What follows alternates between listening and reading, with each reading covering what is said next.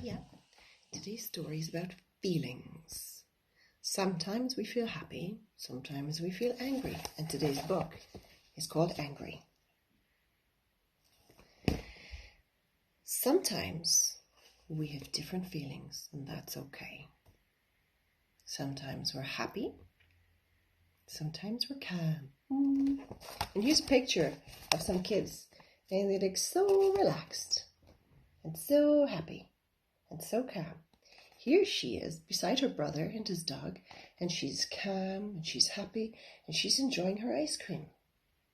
But then her brother pinched her ice cream and ran away with it, and she didn't feel so calm. She didn't feel so happy. She began to feel angry. Angry doesn't feel too good. It feels a bit spiky. Sometimes it feels like bubbles are coming up inside you. Sometimes you can feel hot or shaky or spiky. It's not a nice feeling. Sometimes when we're angry, we feel like we want to cry.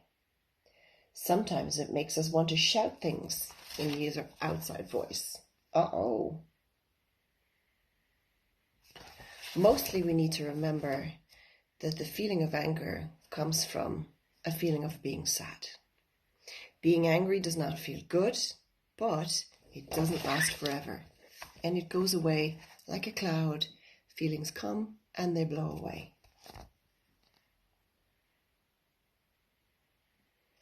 Here's some examples. I wanted to paint a picture and have fun with my paints, and my dad said, "You have to go to bed." There's Daddy saying, "Get up to bed." That made me feel angry. I didn't want to go up to bed. I wanted to paint my picture. I went to bed that night in a very bad mood, and you can see her little face. She's not in a happy mood. Bedtime is not a good time to be angry. The next day I went to school. I finished school, and I didn't feel too good still. I was cross because I just wanted to do painting last night, and my dad said no. And I had those feelings the next day. I met my friend Tom at school. Here I am. I met my friend Tom, and Tom said, "Hey, let's talk." When I talked with Tom and I told him how I felt better. Here's another child's story. This is Tom. One morning he was getting ready for school. He had everything ready on time and everything was going fine. And his kitten, not Oreo, his kitten Spiffy, got sick in his school bag and ruined all his things. It was disgusting. There's the poor cat. He's all ashamed. That made Tom feel angry because things didn't go nicely for him. Here's another story. Jessie was outside playing on her bike. She was having the best time. And Mom came to the door and said, "Hey, Jessie, I see you there. You're not to stay out any longer. It's COVID-19. I want you to come inside now and don't be outside near anybody on your bike." That made Jessie feel angry because she wanted to stay out and enjoy the sun and be on her bike.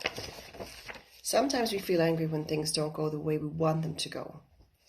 Here's another story. Little sister said, "Big brother, will you play a game with me? Please play a game with me." Big brother said, "I'm too busy. I have to do my homework online. I don't have time to play with you."